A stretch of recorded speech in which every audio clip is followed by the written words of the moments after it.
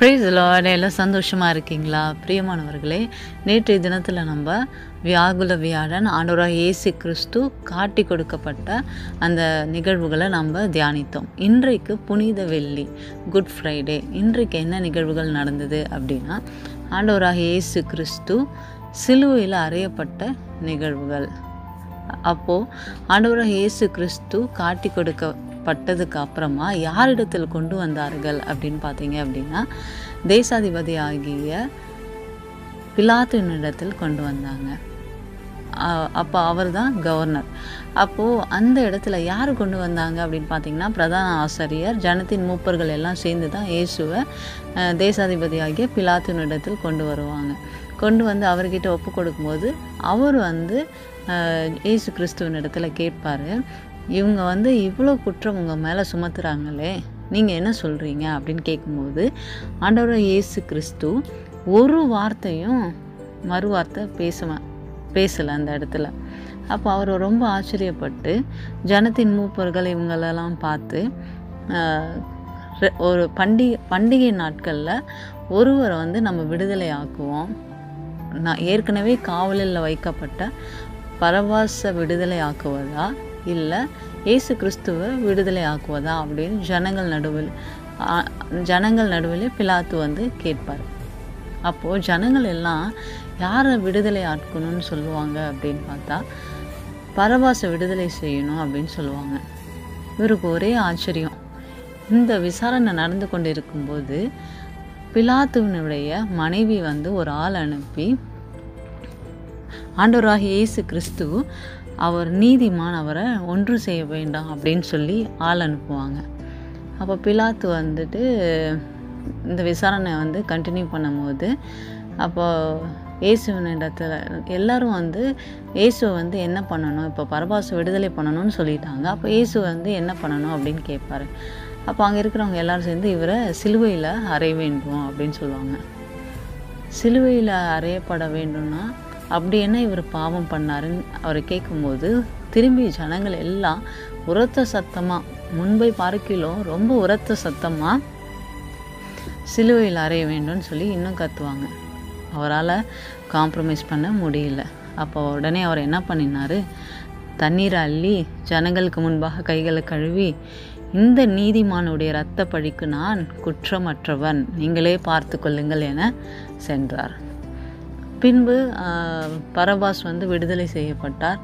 அதுக்கப்புறம் ஆண்டவராக இயேசு கிறிஸ்துவை சிலுவையில் அறையப்படுறதுக்கு கொண்டு போவாங்க. அதுக்கு முன்பாக அந்த அரண்மனையில், பிலாத்துனுடைய அரண்மனையில் போர்ச்சேவர்களால் ஆண்டவராக இயேசு கிறிஸ்து வாரினால் அடிக்கப்படுவார். அதுக்கப்புறம் அவருடைய வஸ்திரத்தை கழட்டி சிவப்பான மேலங்கி அவருக்கு உடுத்துவாங்க. அதற்கப்புறம் பார்த்திங்க அப்படின்னா, முட்களால் ஒரு முடியை பின்னி அவர் சிரசின் மேல், அவர் தலையின் மேலே வைத்து வலது கையில் ஒரு கோல் கொடுப்பாங்க. அதுக்கப்புறம் அவருக்கு முன்பாக என்ன பண்ணுறாங்க, முழங்கால் படியிட்டு யூதருடைய ராஜாவே வாழ்க என்று அவரை பரியாசம் பண்ணினார்கள். அது மாத்திரம் இல்லைங்க, அதை விட கொடுமையாக என்ன பண்ணாங்க, அவர் மேல் துப்பி அந்த கோலை எடுத்து அவர் சிரசில் அடித்தார்கள். இந்த வசனம்லாம் எங்கே கொடுக்கப்பட்டிருக்கிறது அப்படின்னு பார்த்தீங்கன்னா, மத்தேயு சுவிசேஷ புஸ்தகம் 27வது அதிகாரத்தை நீங்கள் வாசித்து பார்த்தீங்கன்னா, நான் சொல்கிற ஒவ்வொரு காரியமும் ஒவ்வொரு வசனமும் எக்ஸ்பிளைன் பண்ணியிருப்பாங்க. பிரியமானவர்களே, ஆண்டவர் எவ்வளவாய் நிந்திக்கப்பட்டார், பரியாசம் பண்ணப்பட்டார். நம்மளை யாராவது ஒருத்தவங்க ஷி அப்படின்னு சொல்லிட்டா கூட நம்ம உடனே போய் அவங்கள எப்போ பழி வாங்கலான்னு பார்த்துட்ருப்போம். ஆனால் இன்றைக்கும் ஆண்டவராக இயேசு கிறிஸ்து உங்களோடு கூட இடைப்பட்டு கொண்டு இருக்கிறார்.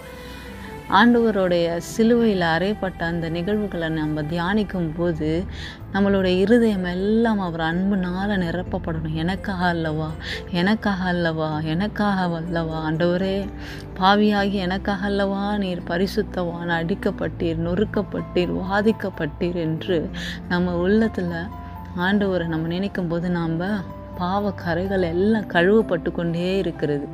பிரியமானவர்களே, உன்னதரின் அபிஷேகம், பரிசுத்த ஆவியானவர் அபிஷேகம் நம்மள நிரம்பி வழிகிறதை உங்களால் உணர முடியும். பிரியமானவர்களே, அது மாத்திரம் அல்ல, ஆண்டவர் சிலுவையில் அறையப்படும்போது 2 கள்ளர்கள் அவர் பக்கத்தில் வந்து அறையப்பட்டார்கள். ஆண்டவராகிய இயேசு கிறிஸ்துவுக்கு கசப்பான காடியை கொடுத்தாங்க. இந்த காடியை வந்து அவர் ருசி பார்த்தார். எதனாலங்க? எல்லாம் நமக்காகங்க. நாம் செய்த பாவங்களுக்காக ஜீவ பலியாய் தன்னையே ஒப்பு கொடுத்தாருங்க. இந்த அன்பை பார்க்கிலும் பிரதான அன்பு வேறு ஒன்றுமே இருக்க முடியாது. பிரியமானவர்களே, ஒவ்வொரு நாளும் ஏதோ இந்த குட் ஃப்ரைடேயில் நம்ம இன்றைக்கி தியானிக்கிறோமே, இன்றைக்கு மாத்திரம் இதை தியானிக்கிறது இல்லைங்க.